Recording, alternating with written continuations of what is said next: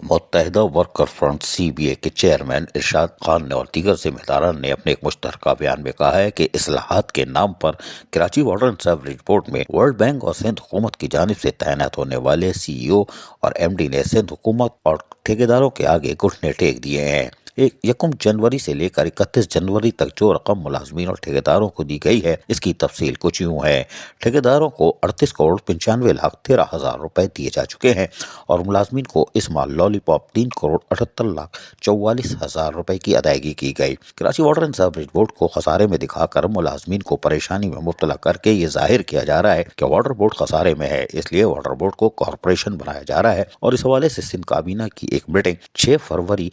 پیر کو رکھی گئی ہے جس کا ایجنڈا ہے کہ Karachi water and sewerage board کو کارپوریشن بنایا جائے اور اس کے لیے نیا ایک قانون پاس کیا جائے جس کے لیے مکمل تیاری کر لی گئی ہے، اور اس لیے متحدہ ورکرز فرنٹ سی بی اے بروز پیر صبح 11 بجے Karachi water and sewerage board کے مرکزی ہیڈ آفس میں اپنے تمام مرکزی ذمہ داران کا اجلاس بھی بلا رکھا ہے اور اس میں ایجنڈا طے کر لیا ہے کہ Karachi water and sewerage board کو پرائیویٹائزیشن کی طرف نہیں دھکیلنے دیا جائے گا۔ ٹھیکیداروں کی پیمنٹ 38 کروڑ کیوں اور ملازمین صرف 3 کروڑ کیوں؟ اصلاحات کے نام پر آئے ہوئے ایم ڈی اور سی او سندھ گورنمنٹ کے راستے پر چل رہے ہیں اور تمام رقم سندھ گورنمنٹ کے دباؤ میں ٹھیکیداروں میں بانٹ رہے ہیں، جبکہ واٹر بورڈ کے ملازمین fund, pension, L P R اور دیگر واجبات کے لیے پریشان ہیں۔ اس ماہ ملازمین کی دل آزاری کی گئی ہے اور بھاری کمیشن کے لیے ٹھیکیداروں میں رقم تقسیم کی گئی ہے۔ ملازمین اپنے بچوں کی شادیوں کی کئی بار تاریخ تبدیل کرا چکے ہیں اور اس حوالے سے Karachi water and sewerage board میں پیر کو ہونے والے اجلاس کے بعد اہم فیصلوں کا اعلان بھی متوقع ہے۔ عزیز عارف، KBS بلدیاتی نیوز، کراچی۔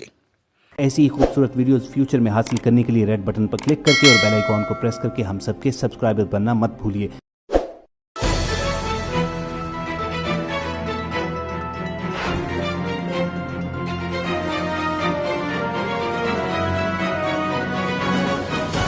KBS